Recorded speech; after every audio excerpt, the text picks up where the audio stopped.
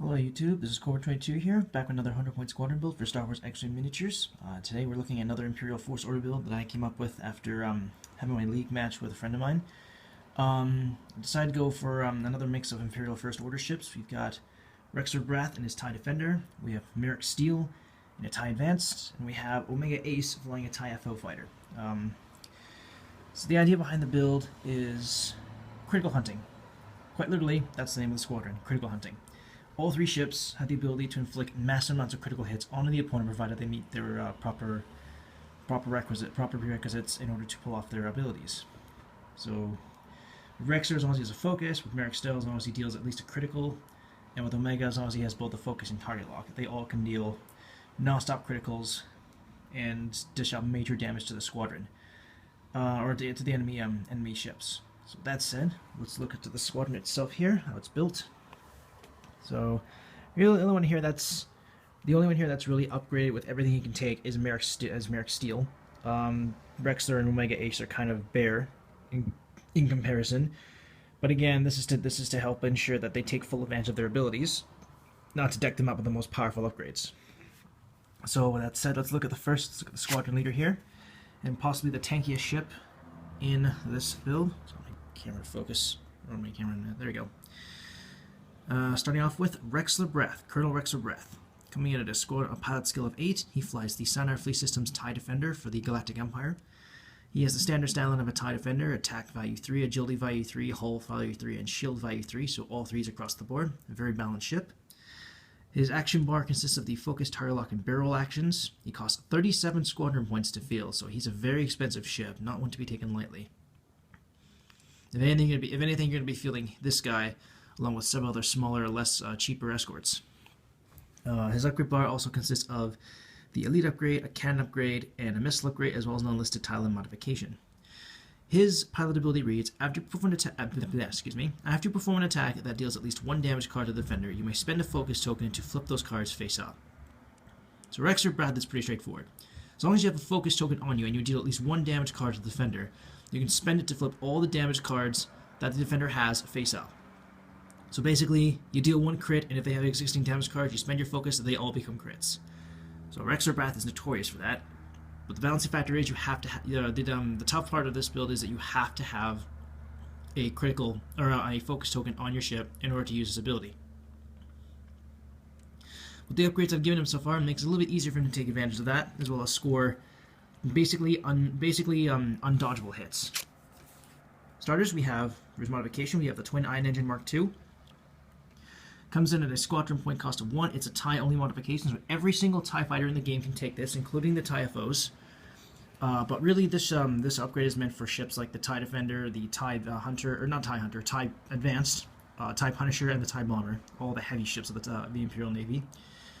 And it reads: you may treat all bank maneuvers as green maneuvers. So with the TIE Defender, this is pretty much a must because only their straight 2, 3, 4, and 5s are greens. So by giving the TIE Defender a Twin Ion Engine Mark II, all of their Speed 1, Speed 2, and the Speed 3 banks become green, so that means the TIE Defender now has a total of 10 green maneuvers to work with, because 6 for the banks, 4 for the straights. So it'll help. This will help you immensely when you have to, like, say, take a hard 2 or a hard 1 in order to chase down your opponent. Speaking of doing hard 2s, hard 1s, you're probably going to be doing that at least once or twice with this particular ship. And those are going to cause him stress. So to compensate for that, I'm giving him Cool Hand for his elite upgrade. It comes in a squad point cost of 1, very cheap. And it reads: when you receive a stress token, you may discard this card to assign 1 focus or evade token to your ship. So with Cool Hand, you get a stress, but you can discard this while you're stressed to receive a focus or receive a free focus or a free evade. It's your choice. With Cool Hand, you're going to want to take the focus act with Rexlar because you're going to, like I said, you're probably going to take at least 1 hard 1 or one hard 2 at some point in the match, and it's going to cause you to get stressed because it's a red maneuver. So Cool Hand, you flip it over, you get your free focus, and then you can attack. And if you have a target lock, that's even better because then you can just spend the target lock and land your hits, and then of course you can focus. You can then focus afterwards to dish out criticals after you deal damage. To ensure that he also has unblockable hits, for his cannon, I've chosen to give him an Autoblaster. This is very few of these are seen in the game, and Well, as powerful as they are, they're very limited in their usage. Basically, they come in at a squad point cost of 5, so rather expensive. They have a attack value of 3 and can only be used at range 1. And it reads, your hit results cannot be cancelled by defense dice. The defender may cancel critical results before hit results. So this, I think, pairs with Rexlar pretty well, because his critical results come after you deal damage. So the Autoblaster, with Autoblaster, you want to score hit results, because they cannot be cancelled, and it says by defense dice. And I found out, I think evade tokens affect that as well. They can't be cancelled with evade tokens, because with an evade token, you're adding one evade result, which would normally be part of a dice result. And then, of course, the only way you can possibly cancel this out is if you got all criticals, and then the opponent can cancel those criticals. But the Auto Blaster guarantees you're going to get at least 1 or 2 hits in there, provided you have the right modifiers for it. And then, of course, after you attack, you can spend the focus token to turn all of the damage that you've dealt into criticals, which pretty much, which I think complements the Auto Blaster very well. Move on to the other support ship here. We have Omega Ace. This came with the core set of the new Force Awakens. This came with the Force Awakens core set. He comes in at a pilot skill of 7. He flies the Sinar Fleet System's TIE FO fighter for the First Order. He has the standard stat line of a TIE FO. He has an attack value of 2, an agility value of 3, hull value of 3, and a shield value of 1. His action bar consists of the focus, target lock, barrel roll, and evade actions. Costs 20 points to field. His upgrade bar consists of an elite upgrade, a tech upgrade, as well as an unlisted title modification. His pilot ability reads, when attacking, you may spend a focus token and a target lock you have on the defender to change all of your results to crit results. So again, the emphasis on crit hunting. Omega Ace, you want to take a focus. Omega Ace's ability is a bit difficult to pull off because you have to have both a focus and a target lock. So really, you're going to be wanting to take the target lock before the critical, because the target lock will stay with you, whereas the focus token will not. However, as a way around this, I think the upgrade I've given him to personally benefit this ability is Push the Limit. Coming in at a squad point cost of 3, it reads, once per round after you perform an action, you may perform 1 free action showing your action bar, then you receive a stress token. This I find complements Omega Ace perfectly, because A, his ability requires both a focus and a target lock. Push the Limit will allow you to take both those actions in the same turn, but in exchange you'll get stressed. Not really that much of a consequence though, because unlike with the regular TIE fighters, the TIE FO fighters, all of their speed 2 maneuvers are green maneuvers, as well as their speed 3. So it makes it really easy. It makes it a little bit easier to get rid of the stress while still keeping track of your opponent. So that means you can keep taking, like, say, straight 2, hard 2, or bank 2, or even a straight 3. Get rid of the stress, and you can keep spamming Push the Limit with a focused target lock and constantly deal out crit damage so long as you have the guy in your sights. Another drawback is the TIE FO only has an attack value of 2, so in order to take better effect of this ability, you might want to speed in at range. You might want to speed in and get as close to range 1 as you can without bumping the guy. Now on to the prime crit dealer of the group. We have Marek Stele. Coming in at a pilot skill of 7, he flies the Sinar Fleet System's TIE Advance for the Galactic Empire.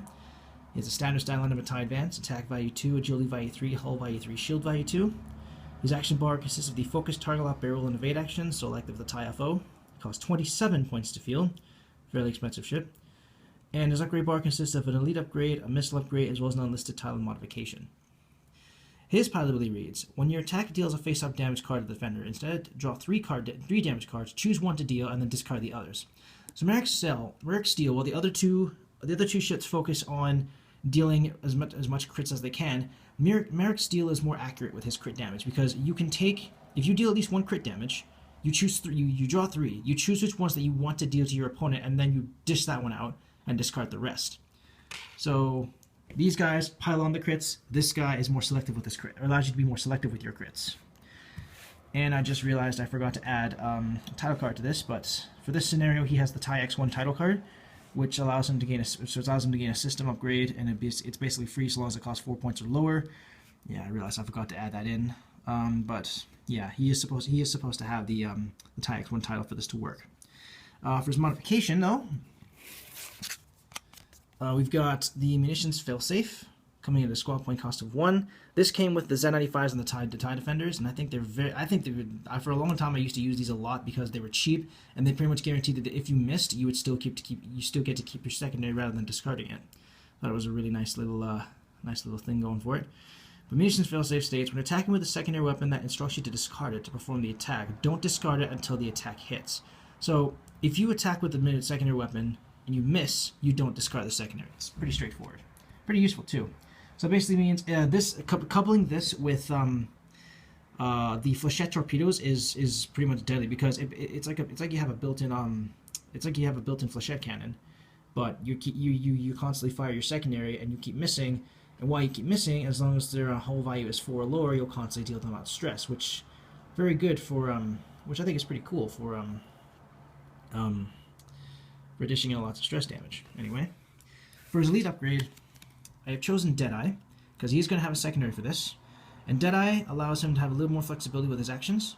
It states you may treat the attack target lock header as attack focus, and that comes in the squad point cost of 1, and it reads, when an attack instructs you to spend a target lock, you may spend a focus token instead.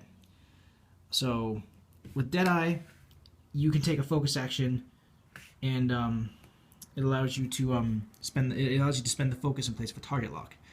It's pretty good. It's cheap and it's effective, and it allows you to use Marek Stele's target lock ability to its fullest potential. Because for his system, I've chosen to give him an advanced target computer to complement his ability. It's a tie advanced only title, or tie advanced only system. Sorry. Comes in at a squad point cost of 5, but with the tie X1 title, it becomes a squad point cost of 1. It reads, when attacking with your primary weapon, if you have a target lock on the defender, you may add 1 crit result to your roll. If you do, you cannot spend target locks during this attack. So advanced target computer, Marek Stele takes a target lock and he holds on to that target lock, because as long as he holds on to the target lock, he gets to add 1 crit damage to his roll result. Especially useful again when you're at range 1, because again the tie advance has an attack value of 2. So want to rush in there with Marek Stele. Which shouldn't be that much of a problem, because despite the fact that it's a heavy ship, it can go about as fast as an A-wing. Yeah, as long as you get the target lock, you can take full advantage of the crits that advanced target computer allows, and then of course you can dish out whatever crit you want to with his ability. However, for early on crit damage, for his missile, I've chosen an advanced homing missile, which perfectly complements Marek Stele. It comes in at a squad point cost of 3, has an attack value 3, and can be used at range 2 only. It reads, discard this card to perform this attack. If this attack hits, deal 1 face-up damage card to the defender, then cancel all dice results. Looking at this now, I was reminded that I'm noticing that there's a lack of spending target lock with this, which makes me wonder, because I was looking at I was told that for the proton rockets, it also states to just discard the card and not spend the focus token. So my guess is this only requires the target lock this only requires a target lock to have on. In which case Deadeye is kind of pointless. I could probably sub it out with something else. But anyway, enough of that. We'll worry about that later. So yeah, this is the idea behind the build. Advanced homing missiles for early crit damage, and as long as it hits, you deal 1 face-up crit damage regardless if the enemy is shielded or not, which again takes advantage of his ability. And if you miss, you got the Munitions Failsafe, which means you get to hold on to this until it does hit. Then once you spend that, you've got the advanced target computer for when you're dishing out attacks from your primary weapons, and then Deadeye might replace that with something like calculation or whatever. Because that'll allow you to turn a focus result to a crit when you're attacking, which would actually benefit the advanced target computer. But anyway, yeah. This is the crit hunting build. I'll return in a second, which is exactly how it works. Okay, we got everyone in their positions. Today we're going to be pairing these guys up against some Rebel and Resistance scum. We got a Grey Squadron pilot here flying a BTL Y-Wing. We have Wes Jansen flying a T-65 X-Wing, and we have Elo Asti here flying a T-70 X-Wing for the Resistance. I'm going to play this out as accurately as I can. There might be a few mistakes here and there, but bear with me that's the case. I'll start with the Gold Squadron pilot, because he has the lowest pilot skill among the bunch. And let's say for this scenario, we're going to give the Rebels and the Resistance the initiative. Gold Squadron pilot, he's got a twin laser turret on him as well as stress bot.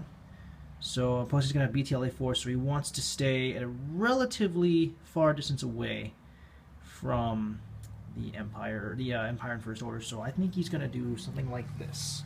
He's going to do a hard 2. Try and see if he can get some shots onto Rexlar here.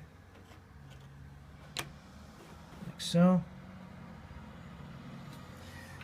Shield tokens next one. And then for his action, he's going to take focus. I just realized I need more focus tokens. But I'll just put one here. Sorry, I just realized I need more focus tokens. Bear with me a second here.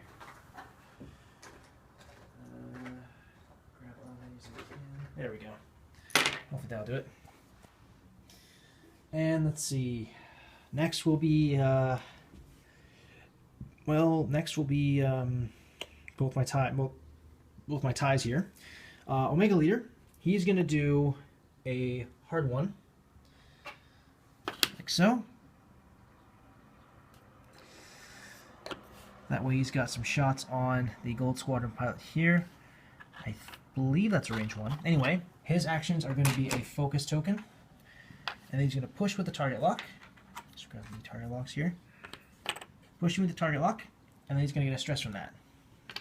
Because push limit states you get a stress after you perform both actions. Then we move on to... oh no, never mind. He was supposed to move first. Eloasti. Eloasti is going to be doing... He's going to be doing a, let's have him do a talon roll. See how it happens if he does that.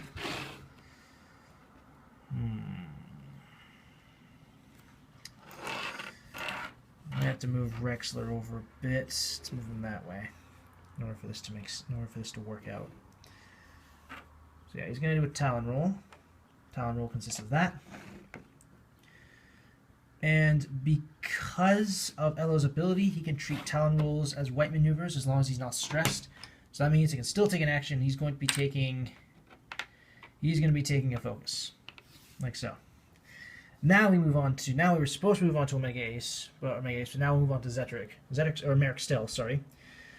Stele, you're in a bad position. Let's move you back a little bit. Again, this is for the purpose of the demo. Normally you would not be doing this in a real game. Try to be as accurate as possible, but, you know, let's see. Marek Stele, I'm going to have you do a soft 1. Like that.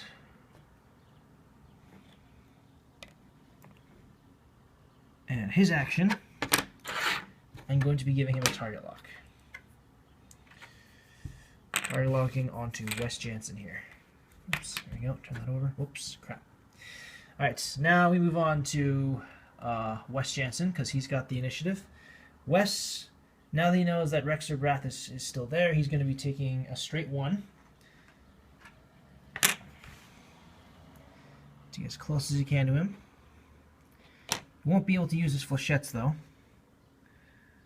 That's fine. He'll have a range 1 shot, that's good enough for him. And he is going to take... He is going to be taking a focus. No. Yes, he is going to be taking a focus. Finally, Rexlar Brath. See if I can make this work still. He's going to be taking a hard 1. That. I'm thinking on it now, maybe I should have given the Imperials initiative. Actually, wait. I do a quick little count here. Oh, I have escaped his arc. Alright, perfect. So Wes won't have any shots on me. Thank goodness for that. Right, so Rexlar's ability is going to go for focus. And perfect. He's in range 1. That makes things even better. Alright, so start of the combat phase. Wes would get the first shot because of initiative, but he's got no targets. They've all escaped his arc, so that means Rexlar's the first to shoot. He's going to be shooting with his Autoblaster at Eloasti here. It's a range 1 shot, so that means you can use his second... oh, that's right, and because... That's right, he got a stress from the hard 1, but because of Cool Hand, he discards that, gets his focus. Right, now he's going to attack with his Autoblaster. So it's 3 shots on 2 agility. And he's got a crit and a focus. Not really had in mind. Let's reroll that just for the sake of the example. Oh, that's better. Okay, so he's got 2 hits in a blend. That's a better result. Now, those results, because of Autoblaster, cannot be cancelled. So really, he has no way. Criticals can be cancelled before hits, though. And if I had a focus token, or actually no, yeah. So it's gonna be 2. It's gonna be 2 hits. So he could spend his focus token. But Autoblaster specifically states that these hit results cannot be cancelled by defense dice, so he's going to be taking all 3 of those hits. I forgot to put his shields up. this kind of defeats the purpose of the thing. So let's say for this example he's down to 2 shields. No, 1 shield. So he takes the hits. He takes the hit damage, the regular hit. Oops, forgot to get my damage deck. Bear with me, people. There we go. So he gets the damage. Now, Rexlar's ability states that basically states after he attacks. So that means immediately after you attack, he's going to spend his focus, and this is going to become a critical, which is console fire. So at the start of the combat phase, Elo has to roll an attack die, and if he gets a hit result, he suffers a damage. But note that it says hit result, so it specifically states you have to get that result, not a critical, a hit result, in order for that to take effect. So you got like a 1 in 5 chance of getting that. And of course, for action, you can flip face down in the next turn. Now, let's see. Imperial Rebels get initiative, so it's going to be Elo's turn. He's going to shoot right back at Rexlar there. Rexlar's in a bit of trouble. So it's going to be a 4-on-3 attack. It's going to be a 4-on-3 assault.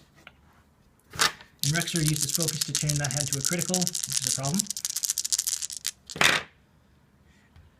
You can't get a better roll than that. Elo can spend his focus to turn that into a hit, so Rexlar, buddy, you're gonna be in trouble if you don't dodge all these. Okay, so he evades half the damage. So that hits and that crit are cancelled. Those 2 crits pass through. Oops. Rexlar loses 2 shields. So those are those gone. Now we go to, I'm gonna attack with Zerdik Strong first. Zerdik is at range 1, so he can't use his missiles. However, he can use his primary weapon. So it's gonna be a 3-on-2 shot on Jansen there. Get my dice.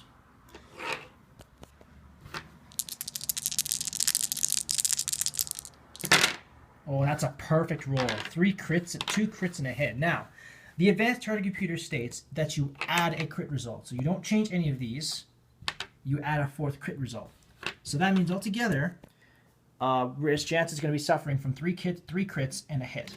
So Jansen is definitely going to be suffering some damage from this. If he doesn't evade all of those, he's going to be suffering at least 1 crit damage.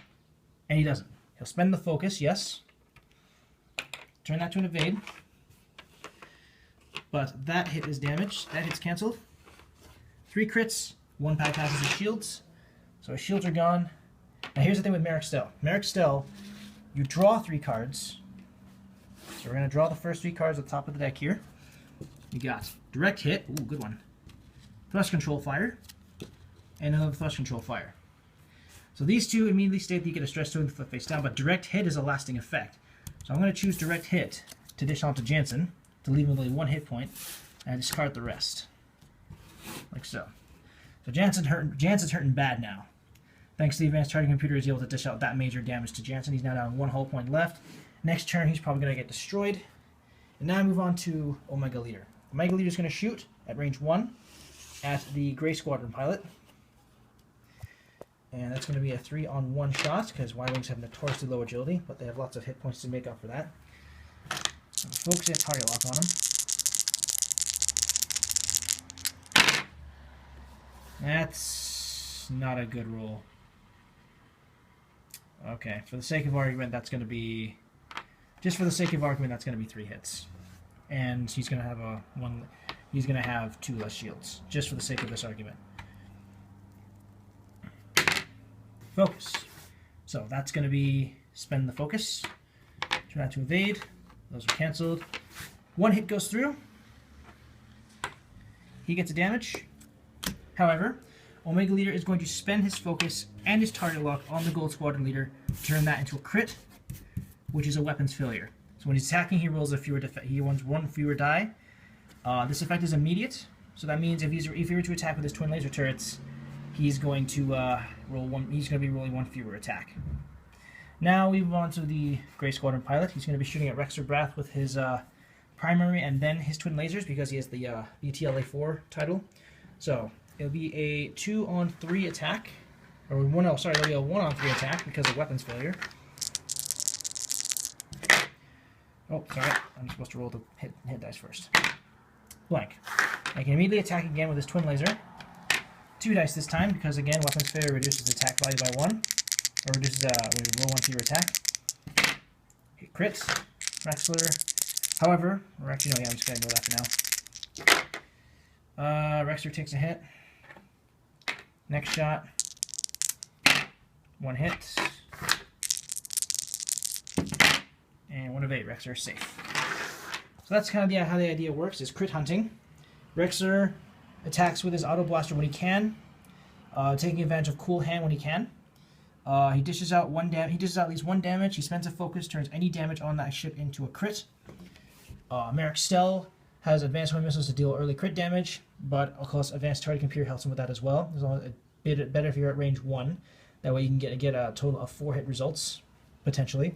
And of course, as you can see, that worked out quite well. I gave a direct hit to Wes Jansen because of his ability to draw 3 crits, choose 1, discard the rest. And then we had Omega Leader here, or Omega Ace, sorry, with a focus target lock onto the Grey Squadron pilot. He dealt out 1 hit, spent both focus and target lock to turn the hit into a crit, and major damage, ensuring all around. So that is how the crit hunting squadron works. Let me know what you guys think in the comments below. Any constructive criticism is greatly appreciated. If you like, you may use this build for any competitive or casual play, or you could tweak it or revamp it to your own specifications. Thank you guys so much for watching. This is Corbin22 signing off.